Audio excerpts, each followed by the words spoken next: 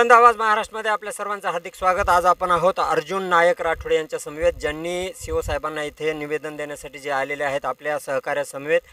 अनेक महापुरुषांच्या जयंत्या शासकीय कार्यालयामध्ये का साजऱ्या केल्या जात नाहीत या प्रश्नासह आज ते आपल्या सोबत आहेत। अर्जुन सर, काय सांगा?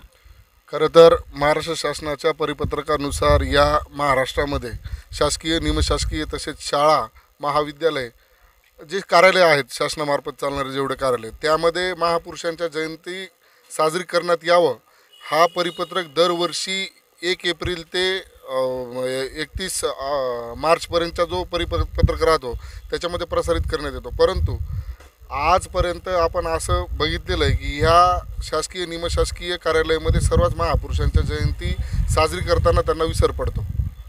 काल 1 जुलै वसंतराव नाईक साहेब जे की महाराष्ट्राचे सर्वाधिक काळ मुख्यमंत्रीपद ज्यांनी भूषवलं, आधुनिक महाराष्ट्राचे शिल्पकार, हरित क्रांतीचे प्रणेते, रोजगार हमी योजनेचे जनक, ह्या महाराष्ट्रामध्ये त्यांनी स्पेसिफिक एका बंजारा समाजासाठी नव्हे तर या महाराष्ट्रासाठी त्यांनी 1972च्या दुष्काळामध्ये पण महाराष्ट्राला सुजलाम सुफलाम करण्याचं काम माननीय वसंतराव नाईक साहेबांनी केलेलं आहे। परंतु काल एवढ्या मोठ्या प्रमाणात राज्यभर वसंतरावजी नाईक साहेब जयंती कृषी दिन म्हणून साजरी करण्यात येते, परंतु आपला जालना जिल्ह्यामध्ये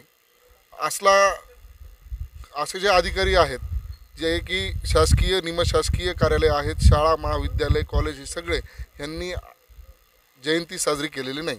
हे असं आम्ही आणि आमचे जे सहकारी मित्र आहेत यांच्याकडं त्यांनी कॉलेजला जाऊन आले, शाळेला जाऊन आले, काही शासकीय कार्यालयाला गेले, तिथे जयंती साजरी करण्यात आलेली नाही।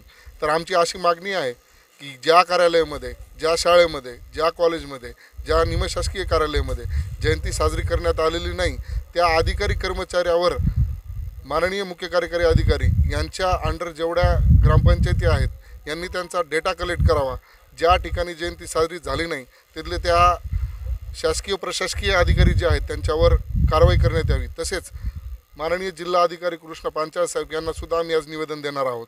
यांनी जेवढे डिस्ट्रिक्ट मॅजिस्ट्रेट आहेत, सर्व HOD आहेत त्याच्या आपल्या ऑफिसचे, त्यांच्यामार्फत पण आम्ही हीच मागणी करणार आहोत।